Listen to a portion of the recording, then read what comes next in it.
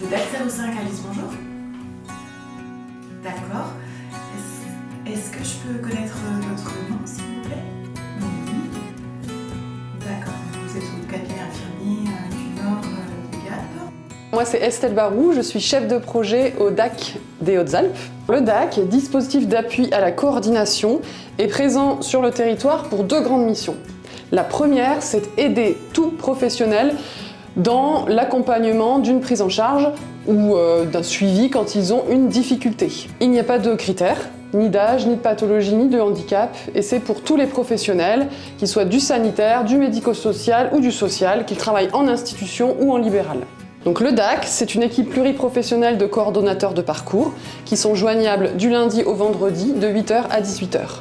Lorsqu'on va solliciter le DAC, le coordonnateur va analyser la situation avec le professionnel et va essayer de lui apporter la meilleure réponse possible. Donc soit en donnant une simple information, par exemple ça peut être un contact ou le fonctionnement d'un service, ou alors il va orienter vers la bonne ressource en faisant le lien entre les deux, ou encore il va pouvoir proposer un accompagnement, une coordination de la prise en charge.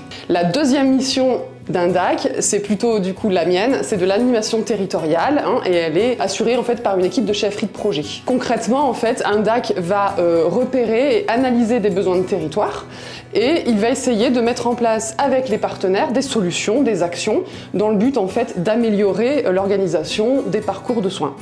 Et aussi par la même occasion, en fait, favoriser les échanges et l'interconnaissance entre les professionnels. Le DAC, j'y fais appel ponctuellement pour des situations complexes qui dépassent en fait le cadre médical en fait pur. J'ai une patiente en tête pour qui est dans une grande précarité sociale et qui avait du mal à faire ses démarches. Et là par exemple, le DAC est en train de l'aider à essayer de faire ses démarches de rénovation de sa maison par exemple.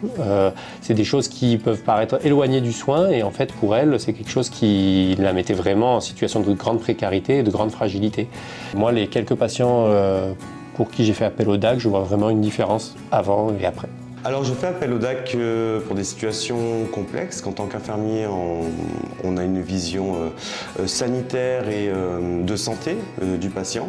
Et souvent il va nous manquer des outils, ça peut être des outils sociaux, ça peut être des outils organisationnels qu'on n'a pas dans nos cordes en tant qu'infirmier libéral et le DAC nous permet de démêler des situations sur plusieurs plans. Les bénéfices que je vois donc pour les patients, ça va être une meilleure compréhension aussi des actes de soins qui sont effectués chez eux. Pour moi, du coup, l'avantage que je vais avoir, c'est une fluidité de soins. Je vais avoir aussi un support au niveau du DAC quand j'ai des questions, par exemple, législatives ou d'organisation pour moi-même, des situations qui se présentent rarement, par exemple des situations de maltraitance, sur quel levier je dois m'axer et le DAC m'apporte une réponse et un support par rapport à ces demandes-là. C'est un dispositif qui est très efficace, qui est facile à mettre en place, où on est toujours bien accueilli. Et si jamais la situation ne dépend pas du DAC, ils nous donneront toujours les bons conseils pour pouvoir au mieux accompagner le patient.